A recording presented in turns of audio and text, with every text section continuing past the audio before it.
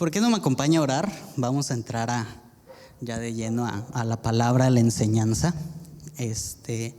Vamos a orar para poner este tiempo en manos de Dios, para abrir nuestros oídos, para recibir palabra de parte de Él. Padre bendito, te alabamos, te bendecimos. Tú eres bueno, Señor.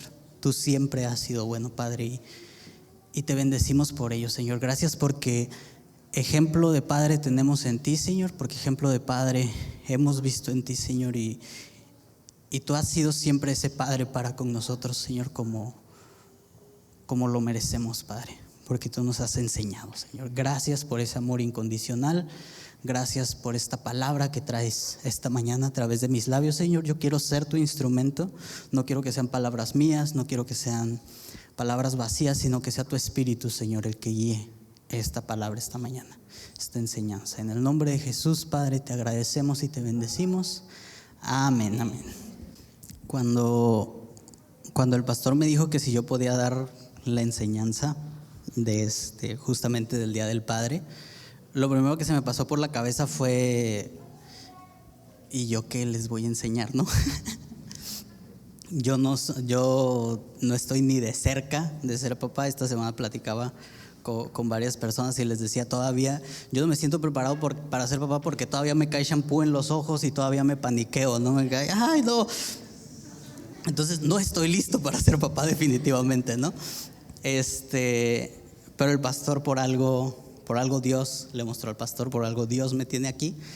Y la segunda cosa fue que yo quería evadir este versículo que vamos a leer. Vámonos, si usted tiene su Biblia por ahí, vamos a ir a Efesios 6:4. Si no, igual aquí va a estar en la pantalla. Aquí arriba está en la versión la palabra hispanoamericana.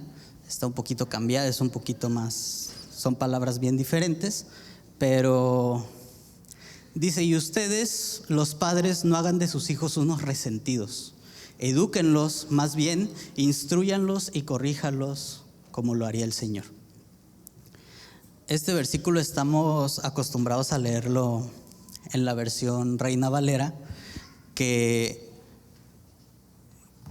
empieza con un: no provoquéis a ira a vuestros hijos.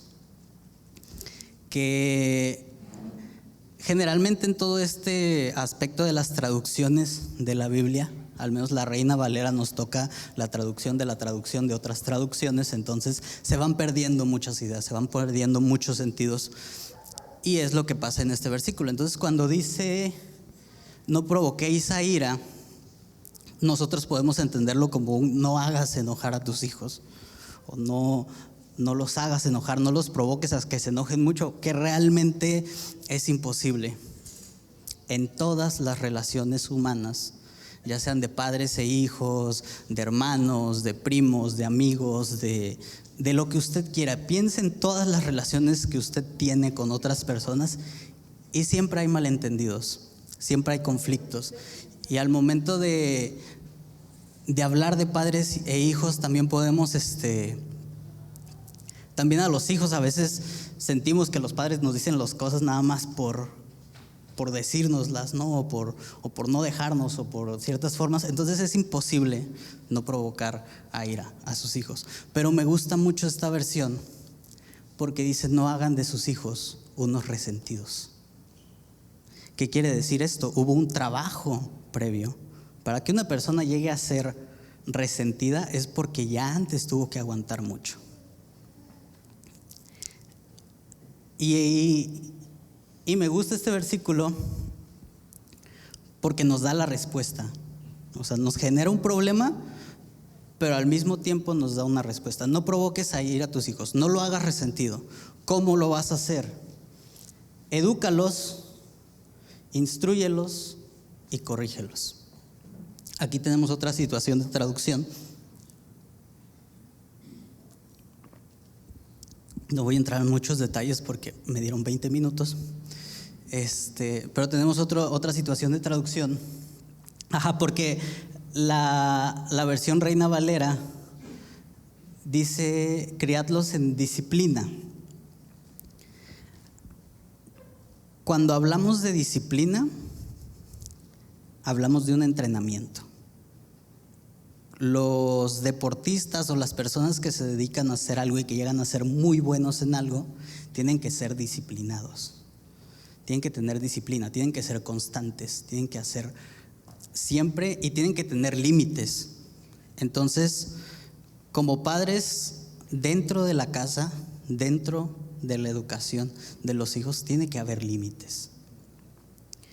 Pero tiene que haber un balance, porque no todo puede ser límites y disciplina y corrección. También tiene que haber, dice instruirlos.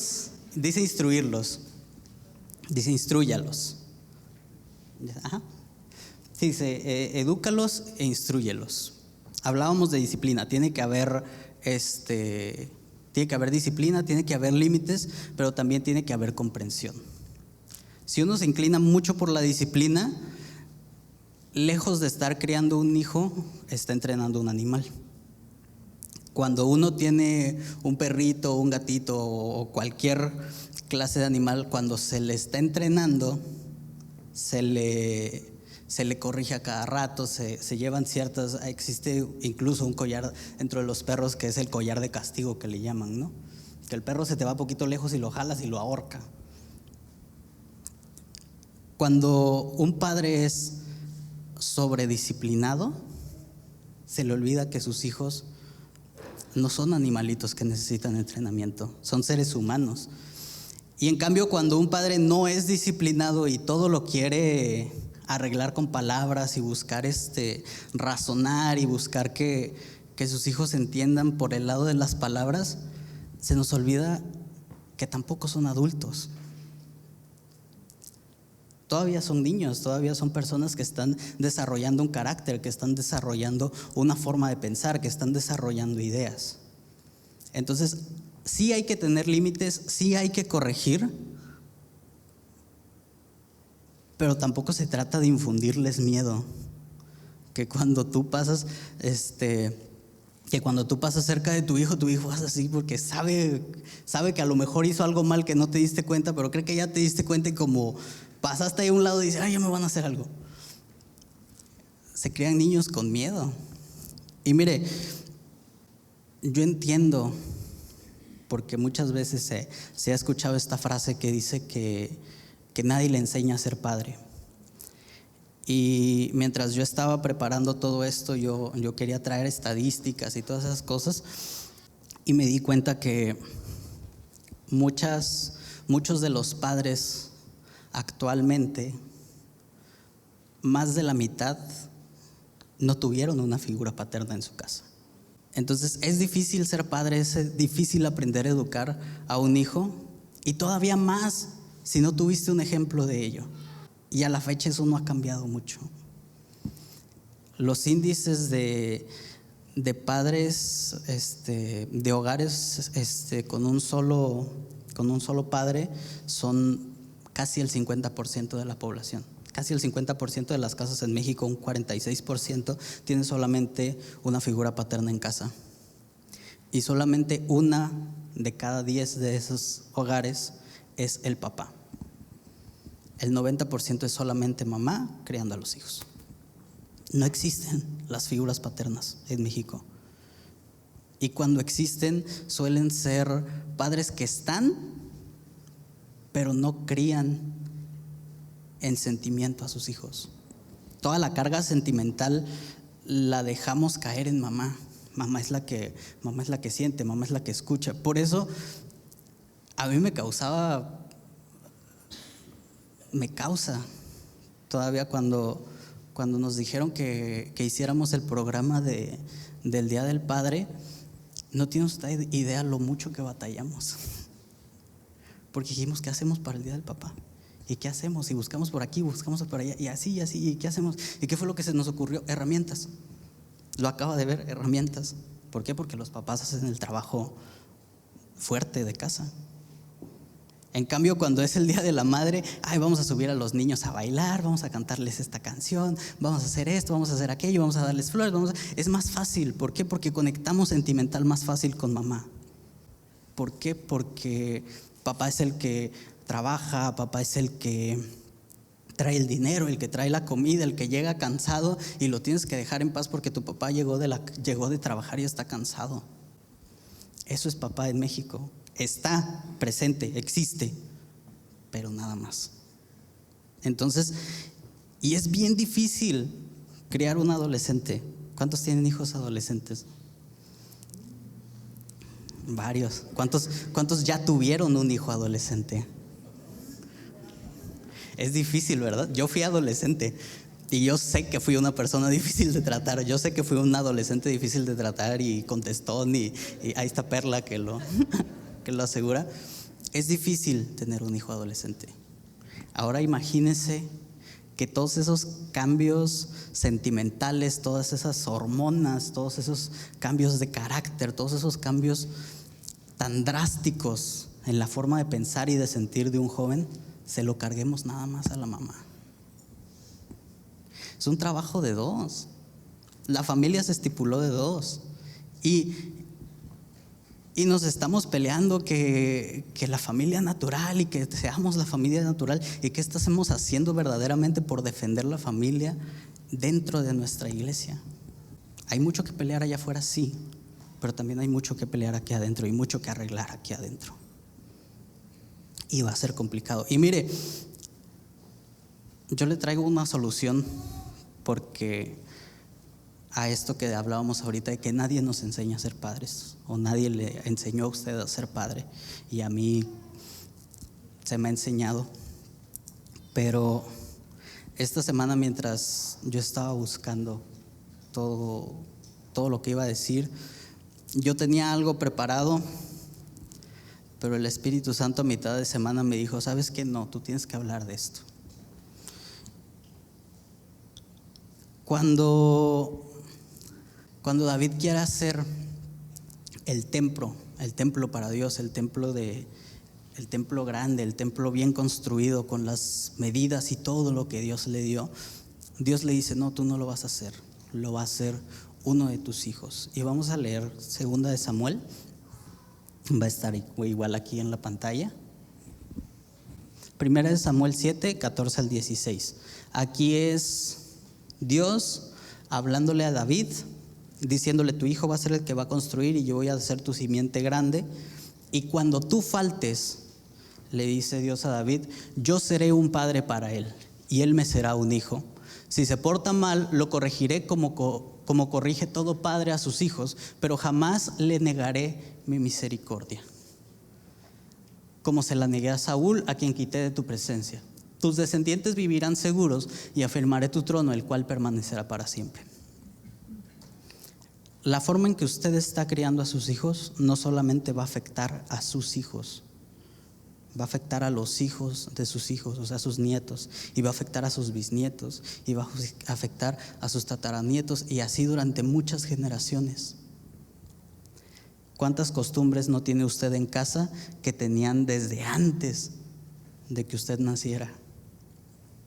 Lo que usted está haciendo en su casa hoy es parte de lo que va a ser su casa después, sus generaciones. Y me gusta mucho este versículo,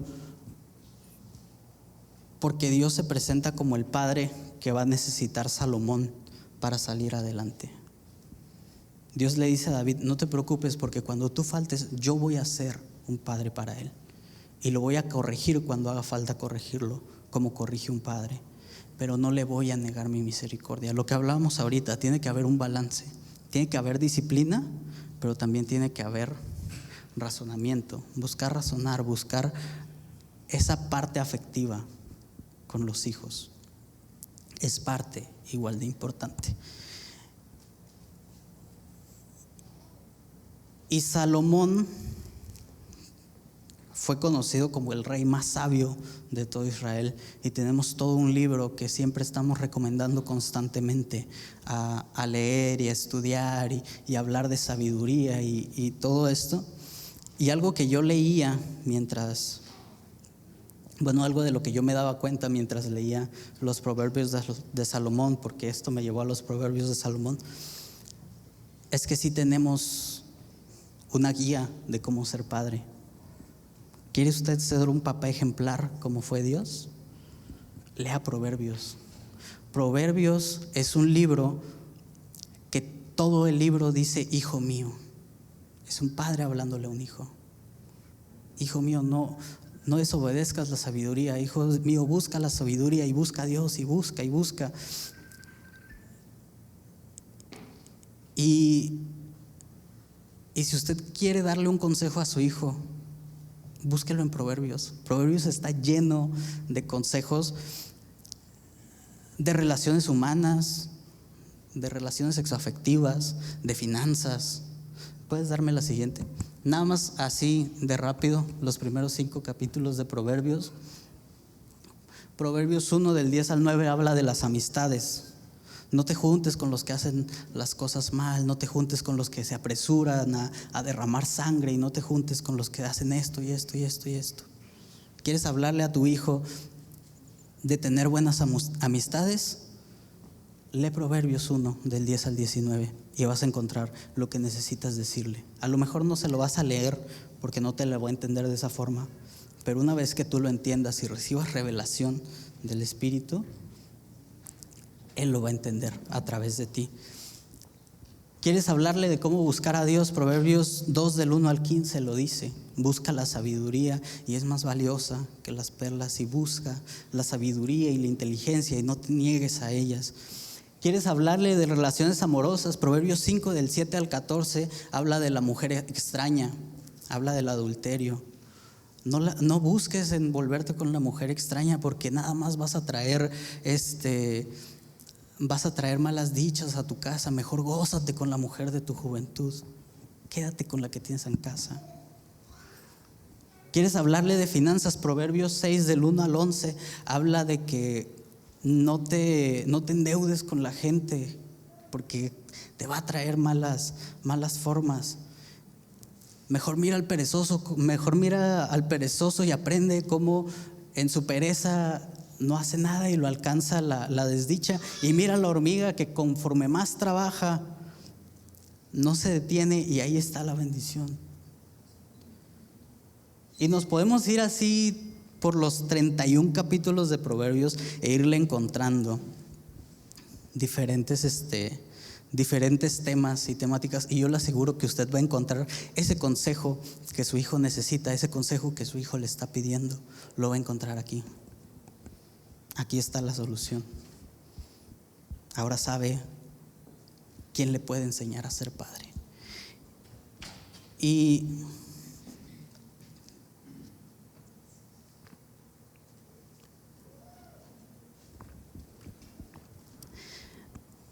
Pero usted tiene que leerlo, y usted tiene que buscar esa sabiduría y ese entendimiento para poder guiar a sus hijos en ese camino. Porque el versículo que leíamos de Efesios dice más bien criadlos, en la versión Reina Valera. Y criar no es una cosa de un día a otro, son años. Hasta que su hijo sea un adulto, usted lo va a haber terminado de criar. Y dice: críalos en la amonestación del Señor, críalos en la instrucción, en la enseñanza que te ha dado Dios a ti. Hace algún tiempo, ya tiene algunos años, tuve la oportunidad de hacer un viaje a Obregón, Sonora, con un pastor de Rosarito y con un grupo de su iglesia. Entonces íbamos en una panel grande, íbamos 12 personas. De esas 12 personas, únicamente el pastor y yo éramos varones, el resto eran mujeres. Entonces las mujeres iban atrás hablando en sus situaciones, y yo iba platicando con este pastor, y él me contaba, porque estábamos justamente hablando de la forma en que estábamos hablando de este pastor es director en una escuela con un método de enseñanza cristiano. Yo en aquel entonces trabajaba en una escuela con el mismo método de enseñanza. Entonces una de las cosas que buscábamos en la escuela es que los niños tuvieran un tiempo de devocional en las mañanas mientras nosotros estábamos ahí. Entonces yo le decía al pastor, es que es difícil hacer que los niños busquen, que quieran verdaderamente buscar durante este tiempo.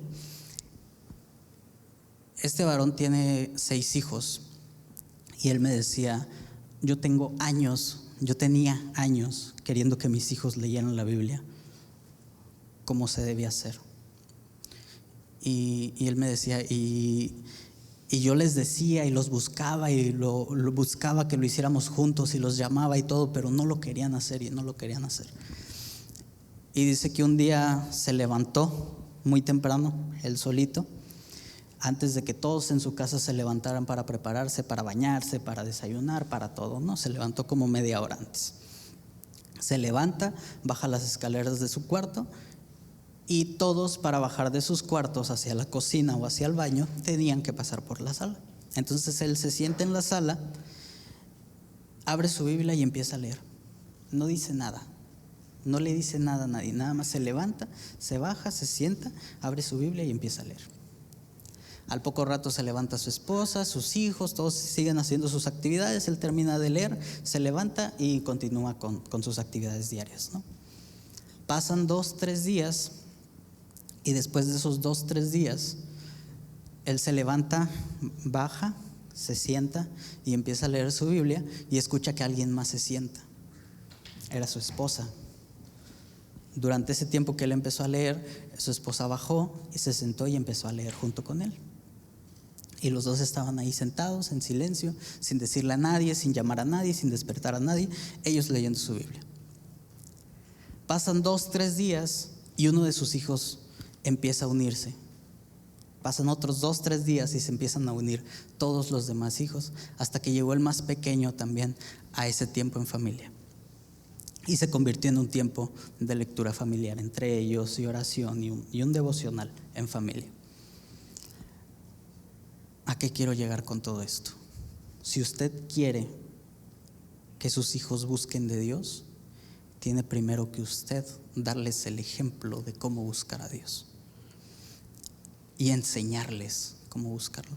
Ayer que teníamos la reunión de jóvenes, yo me sentaba con ellos y les preguntaba, ¿cuándo nos hemos dado el tiempo de sentarnos y enseñarles, mira, así se hace un devocional, mira, así tiene que ser tu tiempo con Dios, no necesitas leer 300 capítulos o no necesitas hacer tal y tal y tal y tal cosa o llevar un orden de tal forma, pero tienes que buscar a Dios de esta forma? ¿Cuántas veces se han sentado usted con sus hijos y le ha enseñado cómo leer la Biblia? Porque si en su casa hay una Biblia Reina Valera o incluso una Biblia como la que leíamos ahorita de la versión de la palabra, hay muchas cosas que no se entienden. Hay muchas cosas que un niño no va a entender.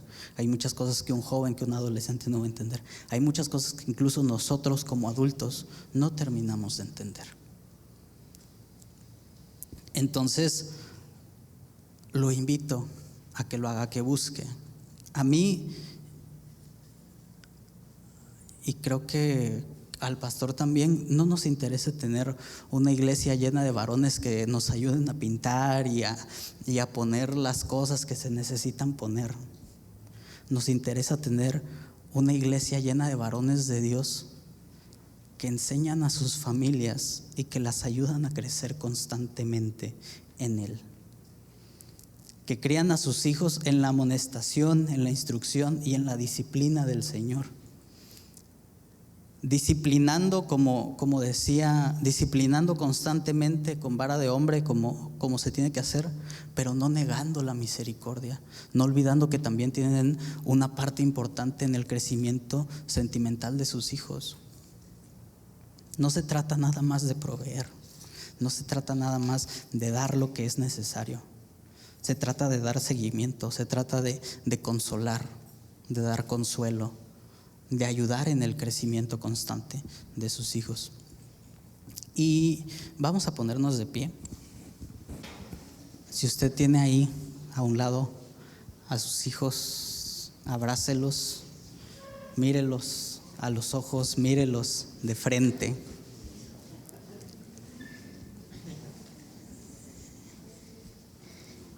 Y yo ahorita creo que por sus caras de seriedad y por el silencio que había en el auditorio, creo que usted fue confrontado. Yo fui confrontado cuando estaba llevando cuando estaba haciendo esta plática, yo fui confrontado. Como le digo, yo estoy muy lejos de ser padre, yo no me siento listo para ser padre, pero ya tengo mi entrenamiento, ya tengo lo que tengo que leer, ya tengo mi tarea, yo. Y quiero que voltee a ver a sus hijos. Si su hijo es pequeño, si tiene niños pequeños, no lo levante o no lo vea así de lejos. Si puede, agáchese a su altura. Agáchese a su altura, que lo pueda ver a los ojos de una forma directa. La paternidad también se trata de bajarnos al nivel de nuestros niños. Y quiero que lo mire a los ojos directamente y que le prometa algo. Usted ya tiene un ejemplo de padre, que es nuestro Padre Celestial. Y Él nos ha enseñado cómo tiene que ser nuestra paternidad. Quiero que lo vea a los ojos y que le diga: te prometo que de ahora en adelante voy a ser un padre más parecido a Dios. Voy a ser un padre de amor. Voy a ser un padre de misericordia, que te va a corregir cuando te tiene que corregir y que te va a decir que estás haciendo malas cosas cuando te lo tiene que decir, y cuando estás haciendo malas cosas. Pero que no se le olvida que la misericordia es nueva cada mañana. Que no quiere criar hijos resentidos, hijos llenos de rencor, hijos llenos de dolor, sino llenos de amor. Y ahora, hijos, nosotros también tenemos un ejemplo de hijo. Un ejemplo de hijo que fue obediente hasta la muerte, y la muerte de cruz.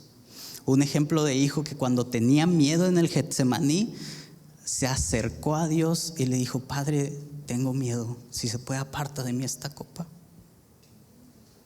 También nos toca a nosotros sentir esa libertad de que podemos acercarnos a nuestros padres y hablar con ellos de nuestros problemas y de nuestras situaciones.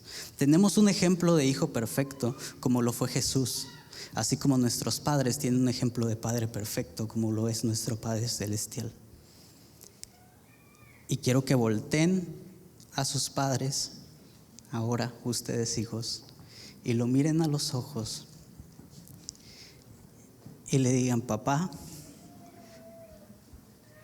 te prometo que de ahora en adelante voy a intentar ser un hijo más parecido a Cristo, más parecido a Jesús, que es obediente en todo momento, que sabe que tu voluntad y que tus deseos son buenos para conmigo, y que no busca solamente complacer sus deseos, sino complacer la voluntad. Porque un padre que se parece a nuestro Padre Celestial va a ir de la mano con la voluntad de mi Padre Celestial. Y entonces yo voy a sentir que al obedecerlo a Él estoy obedeciendo a mi Padre Celestial. Y un hijo que va de la mano con el Espíritu Santo creciendo va a ser un hijo que va a causar ese gozo como cuando Jesús era bautizado, que todavía ni siquiera empezaba su ministerio, que todavía ni siquiera empezaba a hacer milagros, ni todo ese proceso, pero que el Padre abrió los cielos y que descendió el Espíritu Santo en forma de paloma, aun cuando todavía no había hecho ningún milagro, todavía no había hecho nada. Y el Padre dijo: este es mi Hijo amado, en el cual yo me complazco, en el cual está mi gozo, en el cual está mi placer, aún sin haber hecho nada, porque sabía que Jesús iba a cumplir lo que Él decía. Vamos a orar. Abrace ahí a su familia de cerquita. Padre bendito, gracias porque tú eres bueno siempre y porque tú traes la palabra necesaria para cada momento de nuestras vidas a través de la revelación de tu Espíritu Santo, Señor. Te bendecimos y te damos gracias porque a partir de aquí tú nos vas a seguir enseñando, Señor, y queremos seguir creciendo, Señor.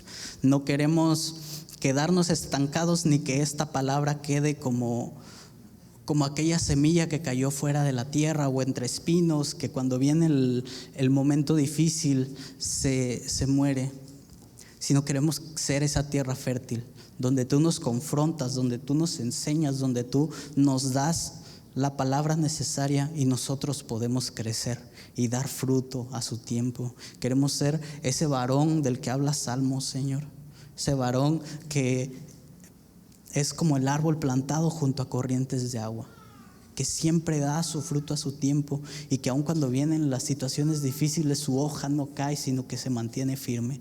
Ayúdanos a mantenernos firmes en ti, Señor. Gracias te damos, Padre, en el nombre de Jesús. Amén. Muchas gracias.